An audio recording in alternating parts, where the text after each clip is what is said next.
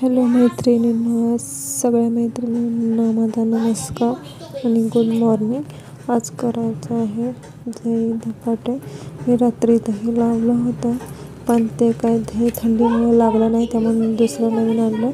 आता मी हे धपाटे करायसाठी आधी ठेचा करून घेणार आहे। त्यासाठी मिरच्या, लसूण, जिरं आणि थोडंसं मीठ घालून आता मिक्सरला लावणार आहे।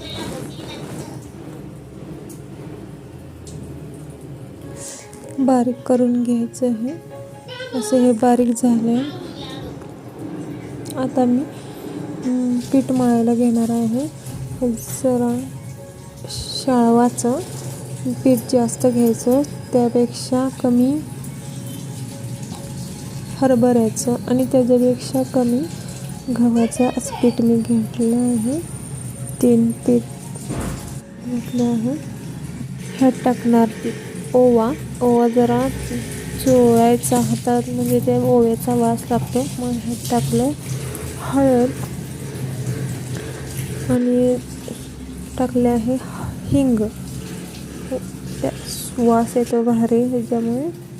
आणि मीठ आपण आधी जे मिक्सरला वाटून घेतले आहे ते मिरची त्यात टाकले आहे। ह्यात जरा कमी टाकायचं।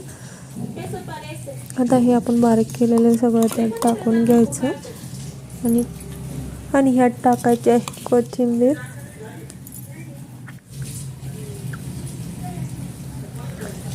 कोथिंबीर जरा जास्तच टाकायची। आणि आता हे सगळं मिश्रण मिक्स करायचं। सगळं आपण जे टाकलंय ते पूर्ण पिठात मिक्स करून घ्यायचं आणि ह्यात थोडं थोडं पाणी घालून मळून घ्यायचं।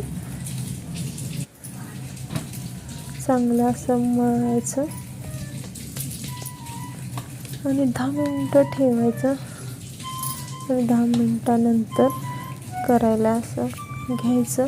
मी इथं रुमाल घेतला आहे पळपुट्यावर आणि असं ह्या रुमालावर थापलं आहे। गोल असं जरा जरा हाताला पाणी लावून थापायचं।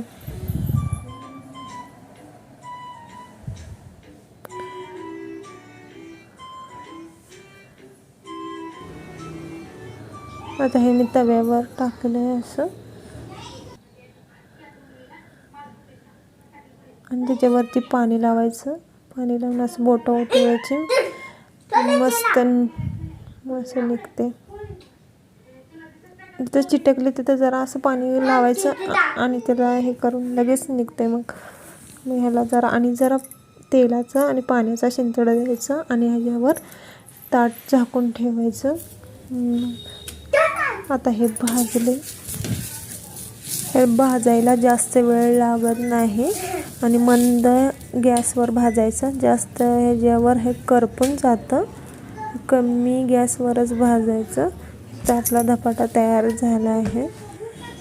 हे दह्याबरोबर मस्त लागतं। आम्ही हे नाश्त्यासाठीच बनवतो।